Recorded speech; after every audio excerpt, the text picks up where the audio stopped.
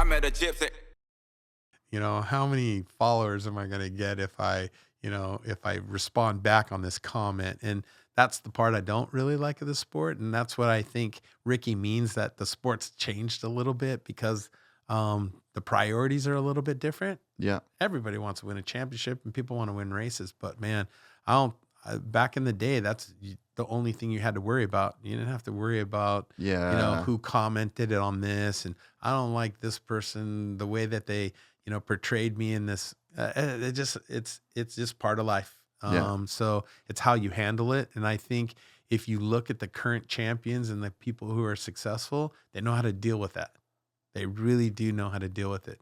And I respect those people who are able to still deal with all the stuff that's going on around them and are still able to concentrate on and focus on what they really need to do. And that's be the best rider out there and win a championship. Yeah, it is a thing to have to focus on these days. Like I've literally had this chat with Jet and Hunter, and like they went through a bit of a patch of negativity and crowd kind of stuff, and it's like you can just see that whole world has become a thing that you really need to know how to navigate. Oh, for sure. How many t-shirts did Ricky sell?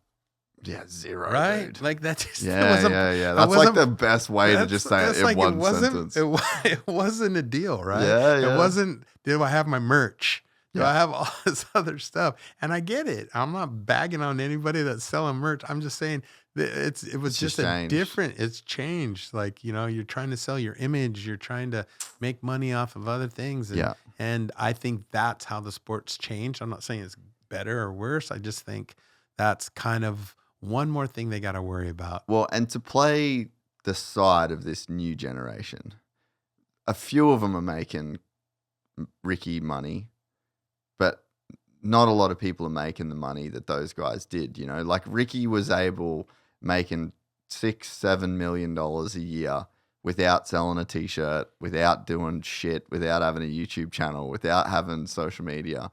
So yeah, maybe it's just kind of to the point where these guys, to make a really crazy good living in a short career, they kind of have to do more things. But there's also an element of like how much you play into it, and even for me, right? Like I have to deal with like just comments, just thousands and thousands and thousands of comments. And there was like a period of time where I would read all the comments and I would check all the comments, and I played into that world, and I gave so much of myself to that, and I gave so much of my mental equity, and I gave so much of my time.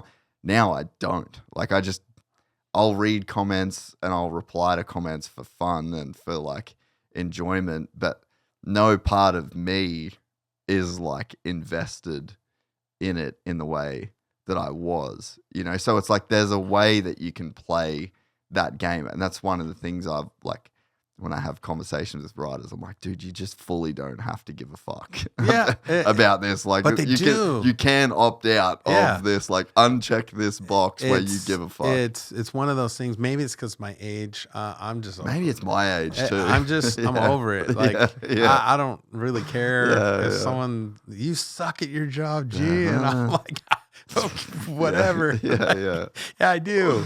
Yeah. Don't come into my office either. I just, it's part of, I feel lucky that I've never gotten into that. Yeah. I mean, everybody cares what people think about them, but like not to the point of where it's going to change my day, Well, there's some people you should care. Like if your wife starts to think that you're the biggest asshole in the world, like fully deal with that.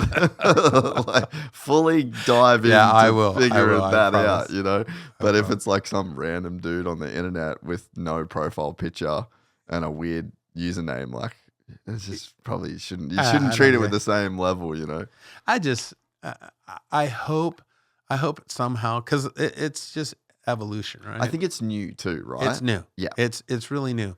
And so being involved, when I first started, it was Tim Ferry, Ezra Lusk. I mean, they just didn't have those problems. No, not at all. They just didn't. Like, it was like, I'm going to beat the crap out of that guy if he ever, or, this weekend, that's all they worried about. And it's not, how are my merch sales doing? And, oh, did you hear what so-and-so said on his comment? Like, this girl broke that up with girl this guy. broke up with that and girl. He's talking to her. I'm not saying that stuff didn't happen back then, but it's like it's definitely evolved it's amplified because of social media. But it's also like makes a sport as huge as it is now. You know what I mean? 1,000,000%. So 100%. So you can't be a hater. Yeah. So I just don't.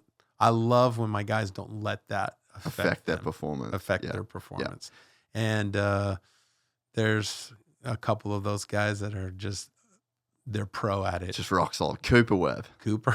Rock does not fucking care. solid. He does not care what. He does. Don't let him fool you. Like he cares, but he knows how to manipulate the situation. Yeah. There's one thing that Cooper cares about, and that's winning this championship. If you enjoyed this content, please like and subscribe. And to listen to the full 3-hour podcast, search Gypsy Tales in your favorite podcast platform or click the link in the description below. Gypsy Gang.